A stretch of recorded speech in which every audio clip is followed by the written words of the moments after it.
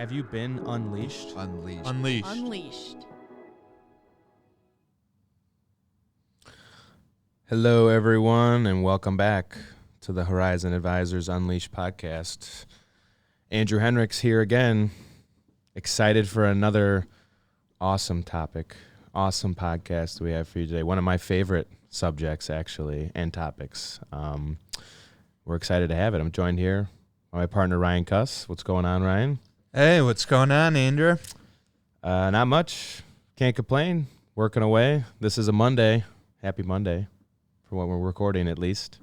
Staying busy. Had a good weekend. Enjoying the now hot and warm, hopefully to stay weather in pure Michigan. Feels good now. Every time we get a little glimpse of it, it always likes to pull itself back so that we have to wait a little bit longer. But I think we're finally in the stretch here. Memorial Day is coming up next weekend for again from when we're recording this, so I'm excited about that. You got any plans going on?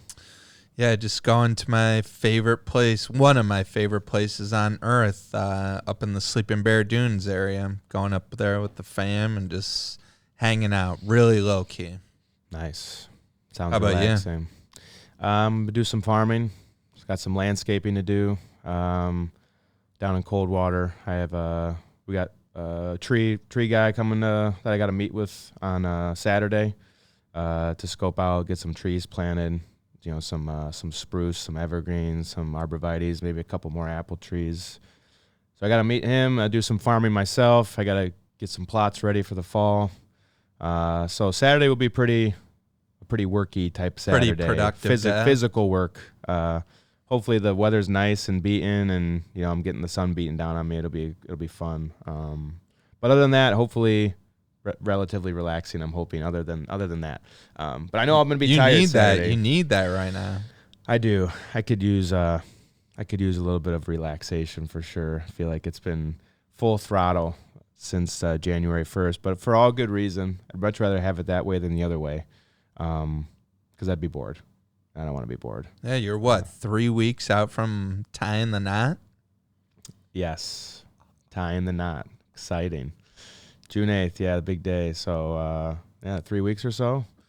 So that's obviously been going on. That's been a lot of work too, for a good reason, of course. But, that is going to be nice to come to fruition finally and have the day, be able to actually enjoy the day and be in it rather than just all the conceptual planning and decision-making that comes along with it. So we're excited. So a lot of stuff coming up. And the honeymoon after that, which will be awesome too. So some travel coming up, hopefully some time to relax, and hopefully we have a good summer. It's an exciting time. This is always like the most exciting time. I think that this and like leading up to when fall starts to kick off with football coming around, and then like the hunting season and all that stuff, for me at least, this is like that other same time where it's like super exciting. The weather's getting good. The boats are getting in the water. The piers are going in, like all that stuff. It's going to be fun. So safe travels. Hope you have a good time. Yeah. And we'll be working along the way. I can promise you that. Speaking of work, one of the things we're going to be talking about today does relate to work, of course. And most finances do. But I mentioned that it's a topic that I like a lot. A lot of financial topics, most of them I will say I like, at least passionate about in some regard, but maybe this one a little bit more specifically just because I do a lot of work in this space, and it is in retirement plans. And when I say retirement plans specifically today, we're speaking more like on employer-sponsored retirement plans. So not necessarily your IRAs or your Roth IRAs or your HSAs, which maybe could be somewhat in here, but more on the employer-sponsored side. So things like the 401ks, the simple IRAs, the SEP, defined contribution versus defined benefit, pension plans, all these different things, more along that line today. And what we wanted to do is, speak really on kind of different phases. Maybe you're an HR professional. If you're a director of HR, or you run the administrative side of things for a new business, or you're an owner, and your business is smaller, or it's growing and you're still handling most of those things and you haven't really put a full HR type of staff or division in your business yet, and you're kind of still the one managing it all. Whichever kind of phase you're at, we're going to touch on a couple different things, because we do a lot of work in that space, and it can be relatively basic, or it can be very complicated. yes, typically size of the business and all those things somewhat lean more to the complex side. As you get bigger, it just naturally gets that way. But it can be the other way too. There can be still relatively simple plans to put in place for bigger corporations as long as it makes sense. And so we just want to talk about those different phases and a little bit of how we navigate through it and questions we ask to get to that point. Because there's a lot going on, right? I mean, at the end of the day, it's for the employees, and it's a big benefit. So you want to start with thinking that first, usually, and go from there. So, but let's start from the basic point. Let's say a startup type of plan. Maybe you're a newer or relatively new business, smaller still, and you're just maybe starting to hum along, and you're starting to get some groundwork done, framework at least for the business, and you're starting to make some money. The cash flow is feeling good, and now you want to implement something, maybe first and foremost for yourself as the owner, but you also want to offer some of your employees something good, right?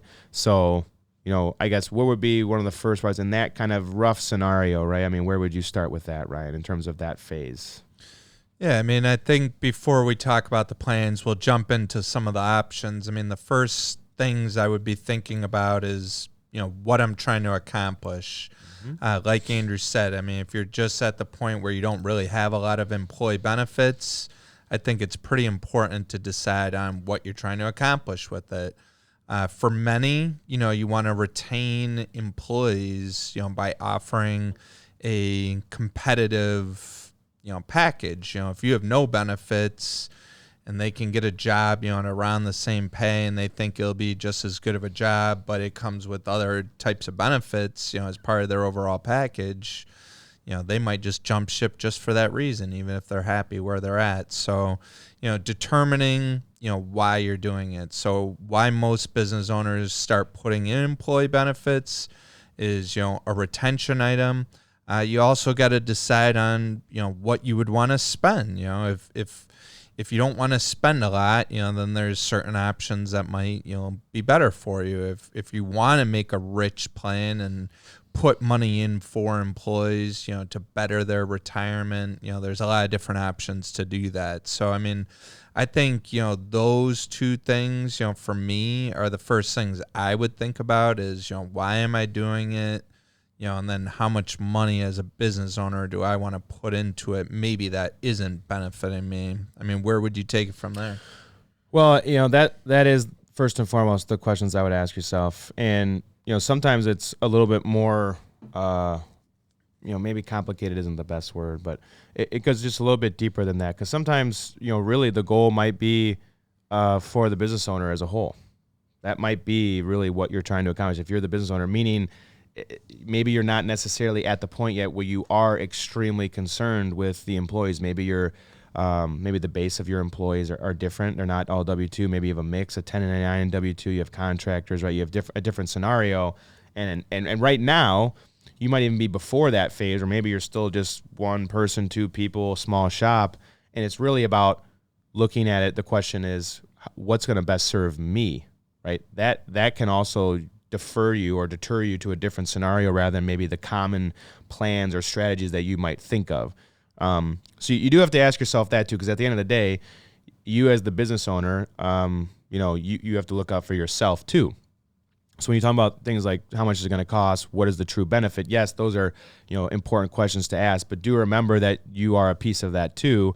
And depending on where you are at in that business life cycle, that could severely change maybe what makes the most sense. Cost Absolutely. Is definitely one of them.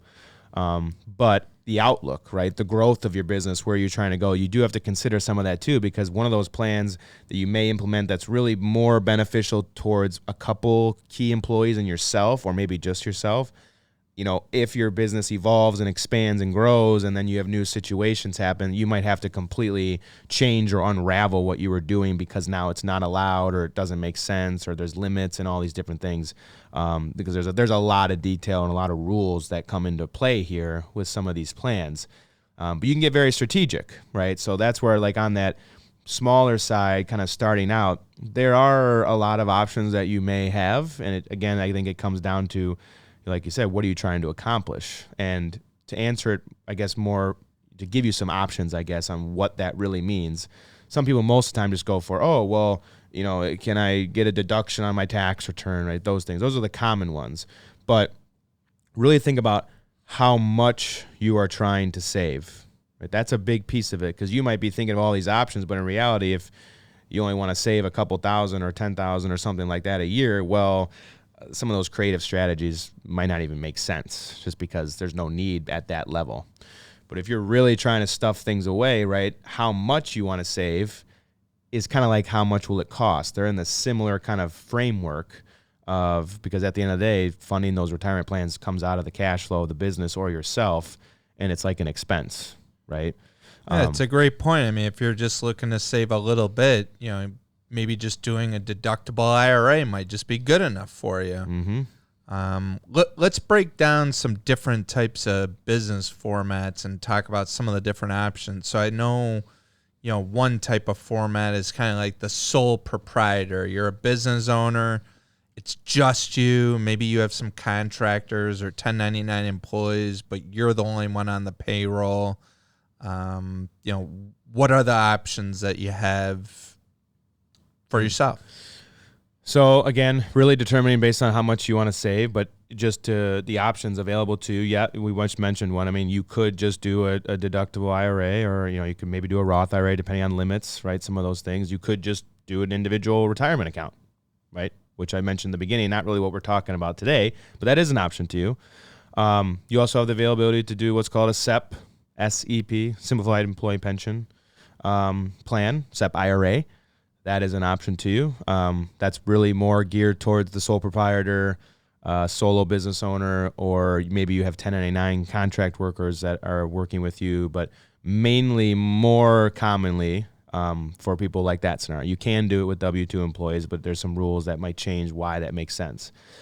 You can still do the simple, even as a sole proprietor. You do that, you can have a simple plan. Again, the SEP probably makes more sense in that scenario, but everyone's situation is different, and depending on what you're trying to do, the simple IRA plan might make sense. Again, if you have the plan, or maybe to add employees in the future, that might really make sense. So some of those little things. You also have the option for the solo 401k. So you can do a solo Roth, you can do a solo traditional 401k. That is an option for you as well. And finally, there are still pension plans, defined benefit type plans that are available to you, like maybe like a cash balance type of plan, where you basically are funding for the future and creating a form of pension for you based on actuary tables and things like that. Again, something that with the growth of the business or where you want to traject, that may or may not make sense. But that is an option also from a type of pension plan like that. So there's a lot going on in that space. I would lean towards the ones that I've mentioned in the beginning on more, no pun intended, the simple side. If you're kind of starting out as a sole proprietor and it's more of a simple situation, that SEP, simple, or solo 401k are most commonly what we see. Yeah, and I think, each one of them has its different nuances. So something like a simple, both the employee puts money in. So if you're just a business owner, you're putting in your contribution limits up to what, like 13, 14 grand, or is yeah, it's a little higher in 24. I still have all the 23 numbers in my head. But. Yeah, so let's just use that 13, 14K ish, and then the employer also makes a matching contribution in that of 3%. Mm-hmm. Then you look at something like the SEP, that is an employer funded type plan. So you as the employee owner, you're not really making contributions, as the employee. It's the company that's, putting the money in there for you. You could put up to 25% of your income, and that limits, between 40, 45,000 now? It's more than that. I think it's closer to that 66,000 number, that total covered comp number. You can get a big chunk in there if you really want to. Big chunk. But it depends on wages and salary, or that's where it kind of gets into the nuance as a business owner, what you're showing as, the income, what you're taking as a salary and a wage, what's deemed reasonable from the IRS. There's a couple nuances where it gets a little specific. And you have those covered compensation limits, as I mentioned, that really is the biggest factor on how much you can stuff away, including, the things like the simple and other items too. And then the solo K, those contribution limits are, in the 20s. depending on what age you are and so forth. And then you can also set up a profit sharing. So really, for an employee owner, you can get away, 40, 50K into the solo 401k a year. And that's where it really matters. I mean, like Andrew was saying, if you're only going to put 5 or 10,000 in, you want to keep things a little more simple. Just go with the cheapest design plan.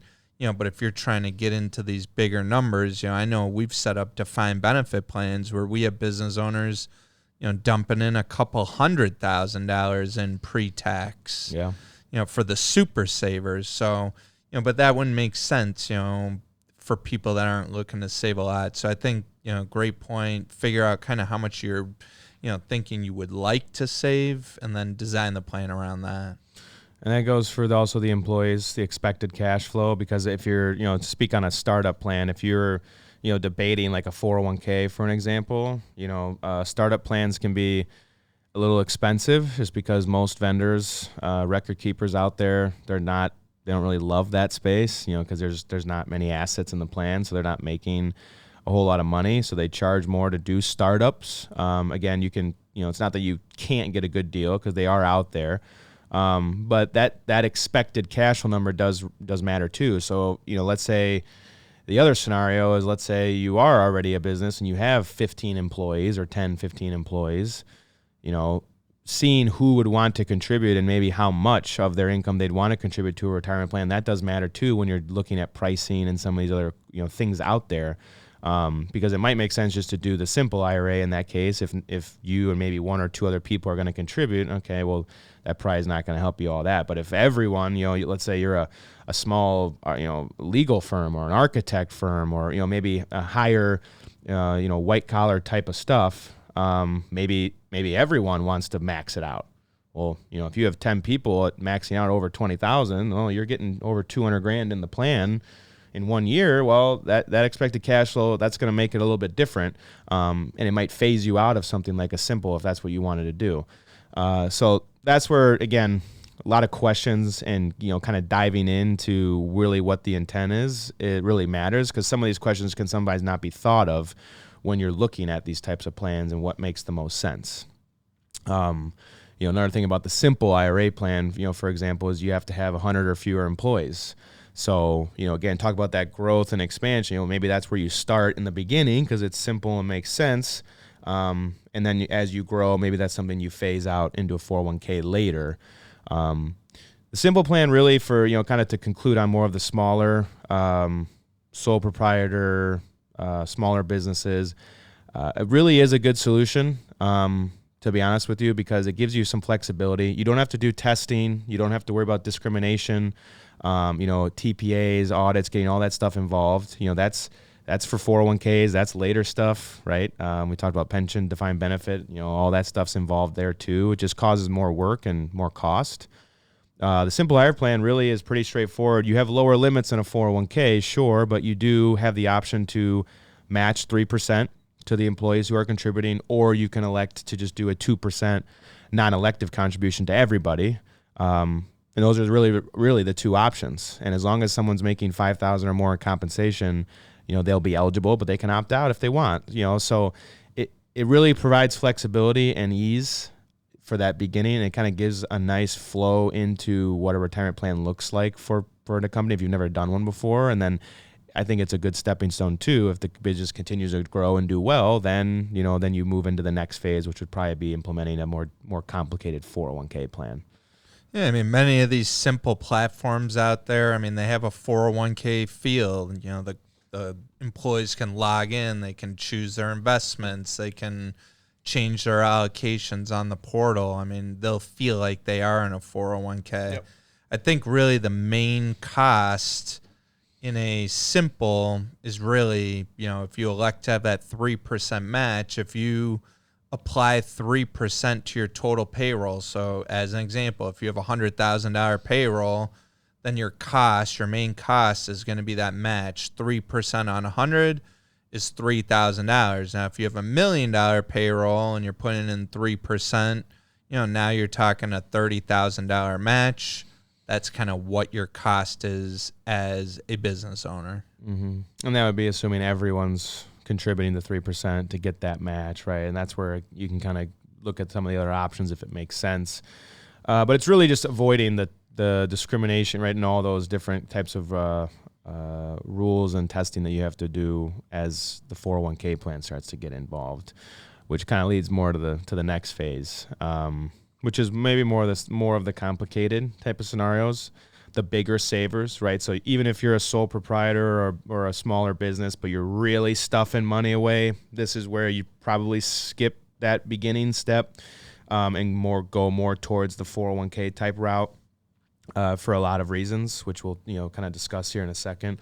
But this is where that realm is where things get a lot, right? And for lack of a better word, more responsibility.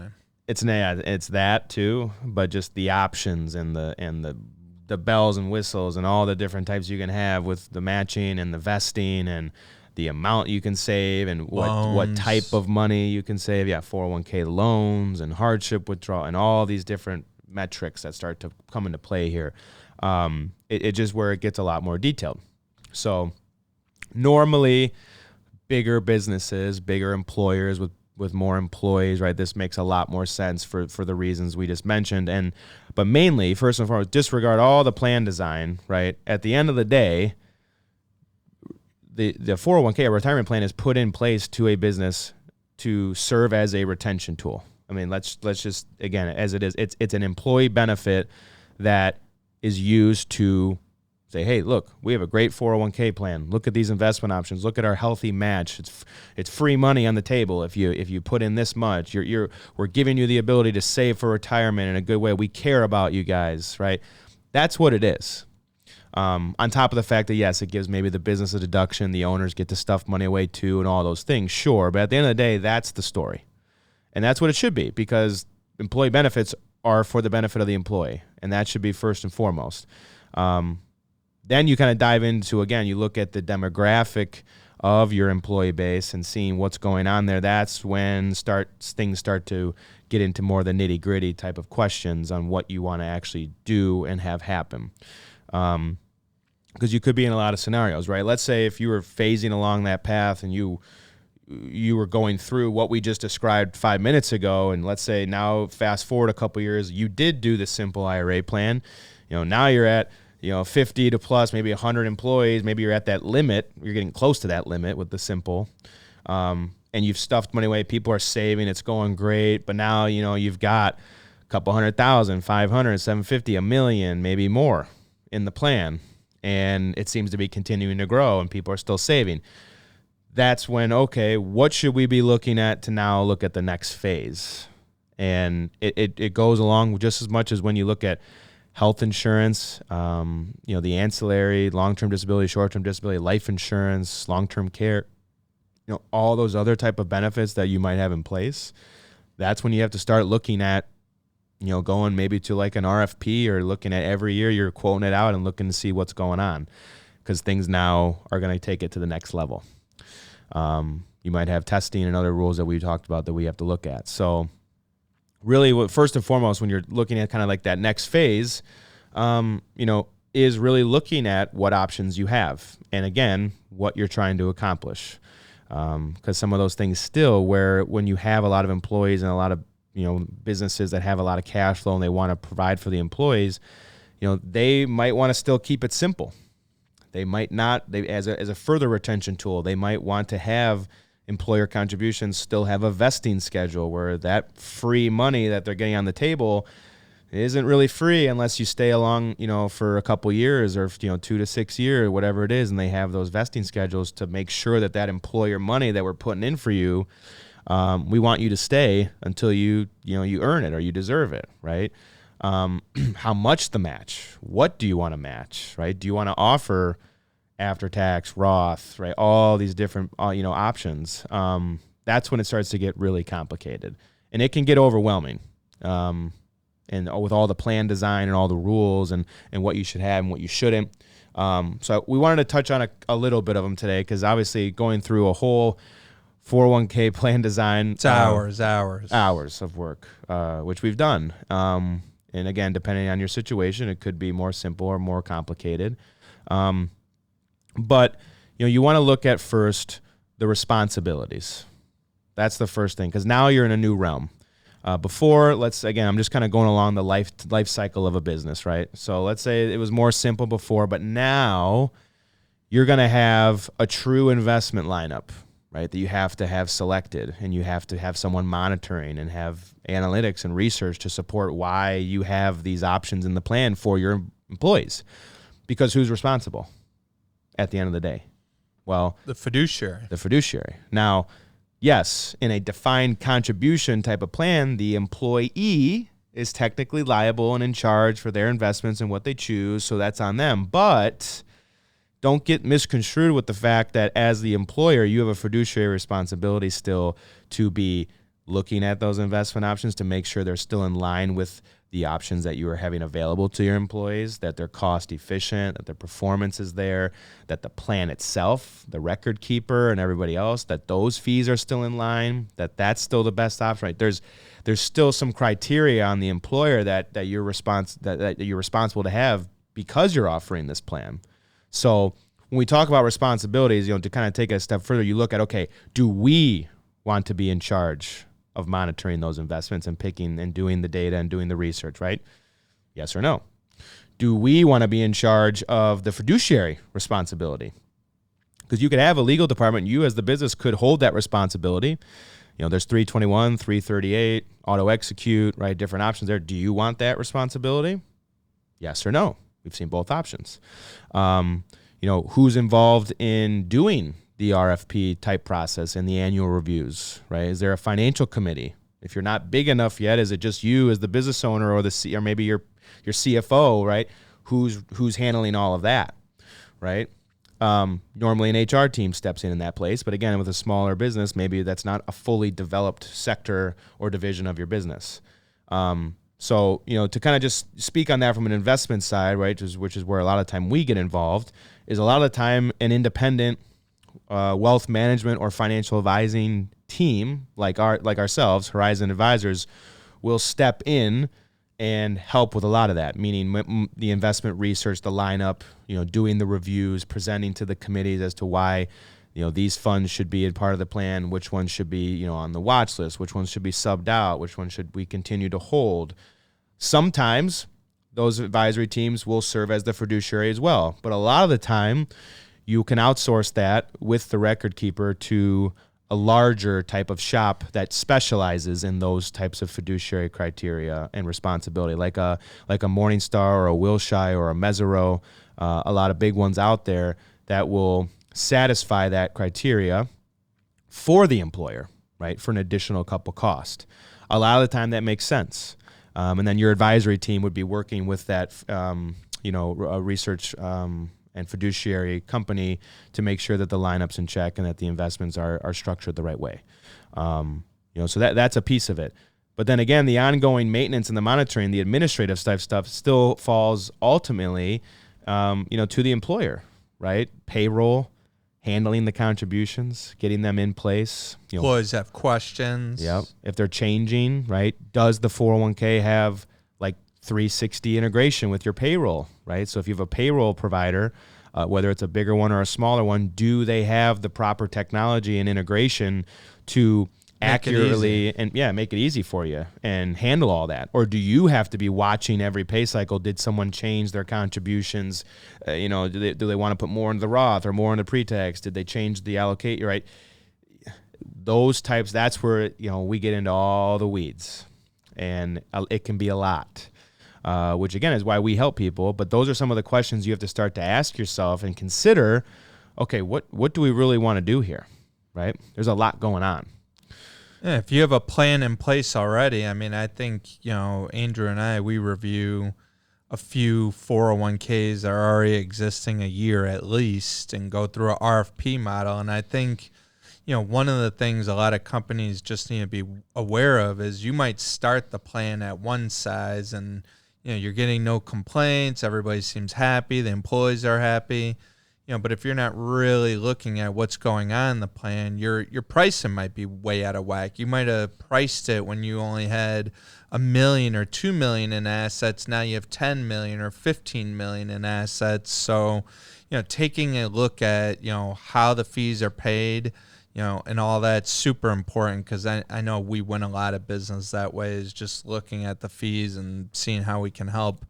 From that standpoint. Technology seems to be another big thing, making technology easy for the employees and the employer, pick up a lot of that. And then we see a lot of stale fund lineups where, they implemented the plan, they put a fund lineup in there, and then never look at it again, never touch it again. And, what can happen is fund managers change, the way the fund is being ran might change, and you might have a subpar fund lineup if you're not monitoring that all the time. So, again, with implementing these types of plans do come, additional responsibilities, and, that's where having the right team of people or companies, assisting you with that, really makes sense. Yeah, no investment or fund manager or mutual fund or ETF or whatever, it's never always the best all the time, just like everything that we say. So it has to be constantly monitored. That's just a given. And it doesn't mean that you have to make changes every year, every quarter, because sometimes, again, if you have the right team working with you, you're going to have a good lineup, and you might not have to make changes this year. Maybe you did review everything and you guys, hit it out of the park and all the funds are in line and they're doing great, and that's great. The purpose of those reviews and making sure that is not you have to be doing changes, but that you should be monitoring them and looking at them. It's very, very important to make sure that they're still in line. And being proactive about it, and having documentation. So if the Department of Labor comes in and, has questions, you get a complaint, an employee complains or something, you have a, proven, review process that you can say, here you go, here's why we made all these decisions. And we're fiduciaries here, so we obviously take that very seriously, but we understand also very seriously the process of what that looks like and what is required to maintain fiduciary status and approval, what type of review timeline is needed, and the documentation and the research and the notes and all that is required to have that documentation. We've worked with people that are going through DOL audits. We've gotten brought in on DOL audits. It's not fun. A lot of time it's cleanup work on our end, but again, at the end of the day, it's having that process in place avoids a lot of that in the future, and that's definitely something to consider. But when you go back, because cost, right? Going back to what we talked about, the simple plan, right? Majority the cost, or maybe even a SEP, right? The majority of the cost really is just looking at payroll and what you're going to fund, and that could really be the business cost. Well, you're in a whole new landscape here once you go into this new realm.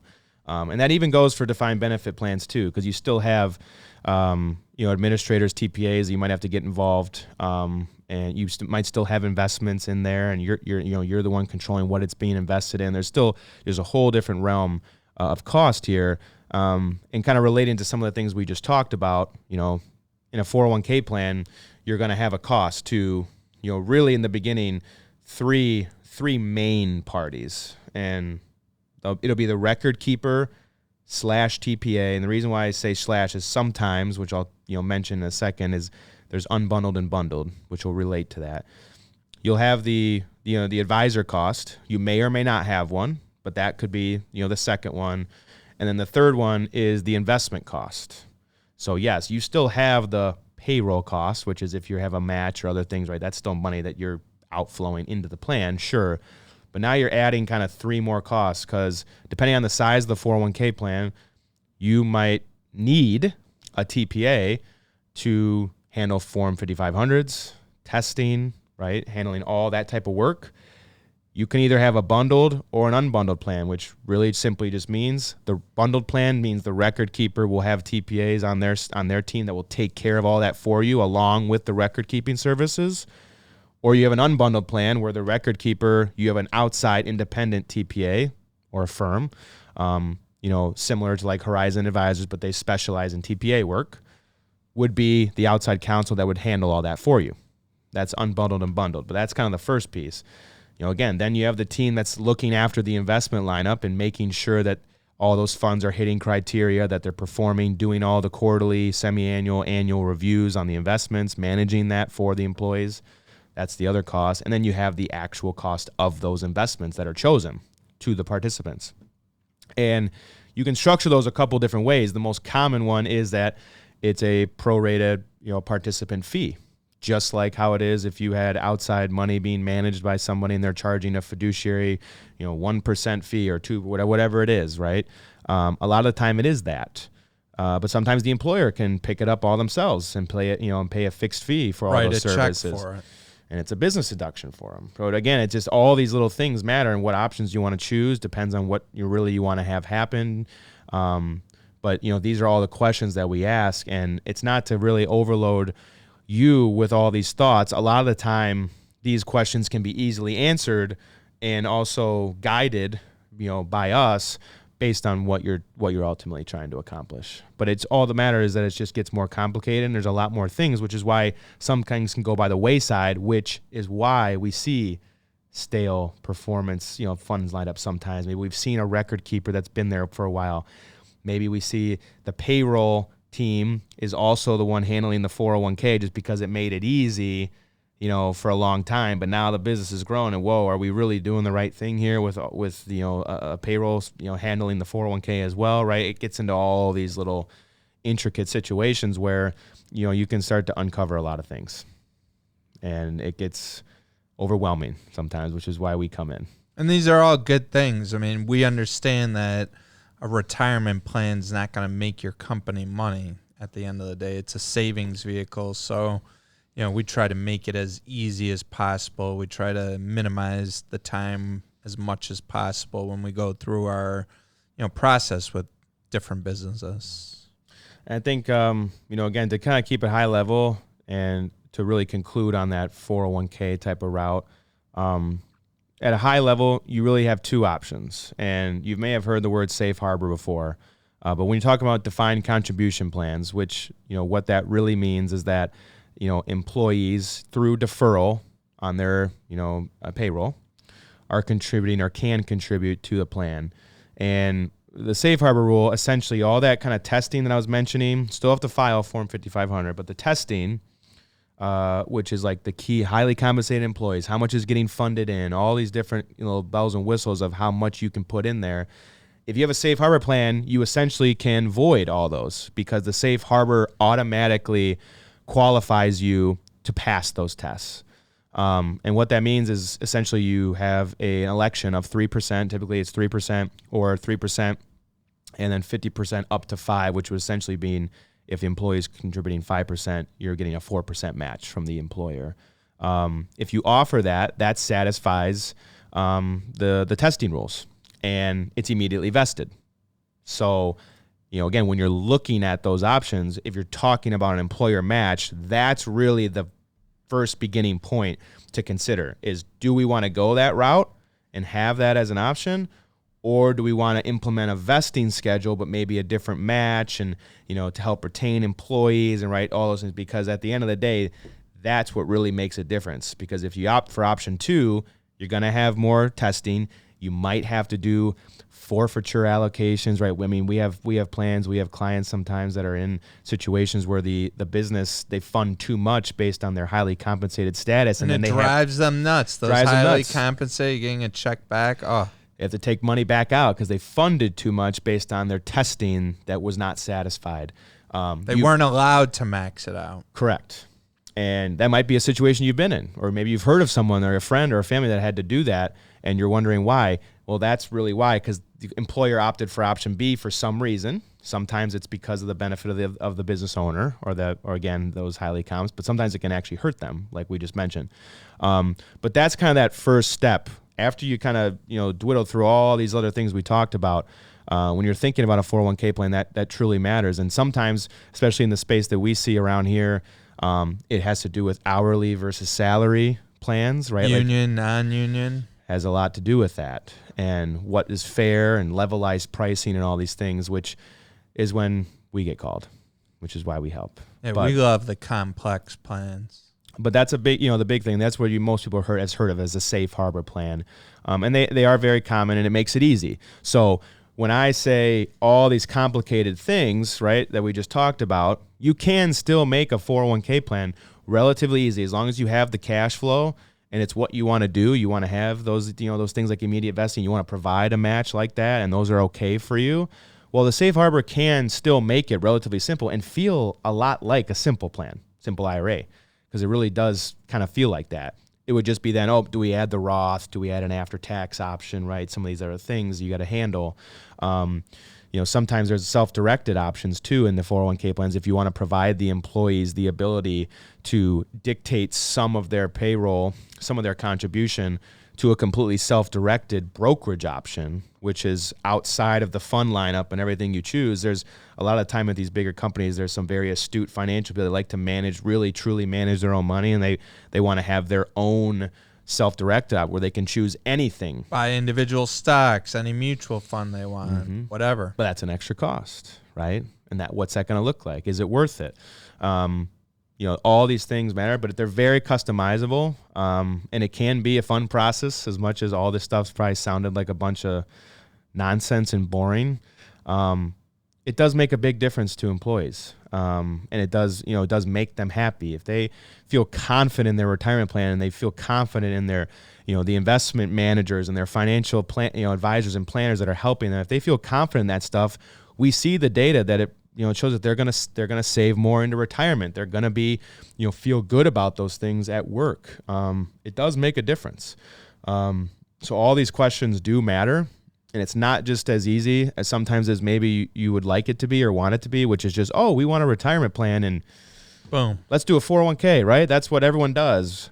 Well, we didn't even mention the fact that 401ks are also only available to certain organizations. You might have to be 403B. You might have the ability to do 457, right? There's different types of retirement plans for different, like municipality, private organizations, not-for-profits, that also have some little intricate different rules in them, right? So that's why we try to take high level and try to cover the majority of the topics that kind of relate to all those things. But at the end of the day, just like what we say for a personal situation, your retirement plan for your business, whether you're one person or 1,000 people, it all depends on your situation. And your needs are going to change over time for most growing companies. It's true.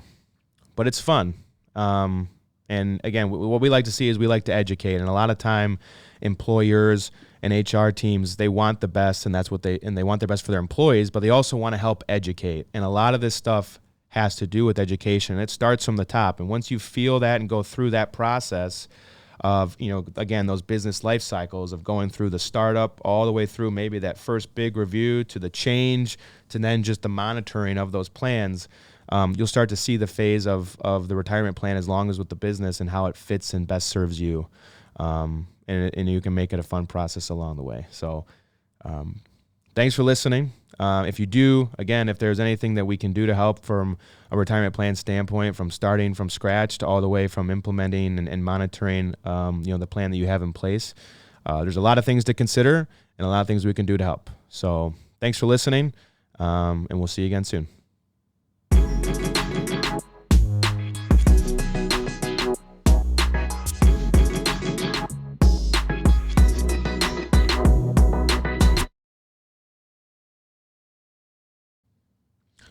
Ryan Kus, President and Financial Planner. Alexander Dinzer, Managing Director and Financial Planner. Andrew Hinrichs, Financial Planner. Securities and advisory services offered through Cetera Advisor Networks, LLC, member FINRA/SIPC, a broker-dealer and registered investment advisor. Cetera is under separate ownership from any other named entity. Tax planning services offered by Horizon Advisors. Tax and accounting services provided by Horizon Advisors CPA. Cetera Advisor Networks does not provide tax nor accounting services. For a comprehensive review of your personal situation, always consult with a tax or legal advisor. Neither Cetera Advisor Networks LLC nor any of its representatives may give legal or tax advice. The views stated in this podcast are not necessarily the opinion of Cetera Advisor Networks LLC and should not be construed directly or indirectly as an offer to buy or sell any securities. Due to volatility within the markets, opinions are subject to change without notice. Information is based on sources believed to be reliable. However, their accuracy or completeness cannot be guaranteed. Past performance does not guarantee future results. Investors cannot invest directly in indexes.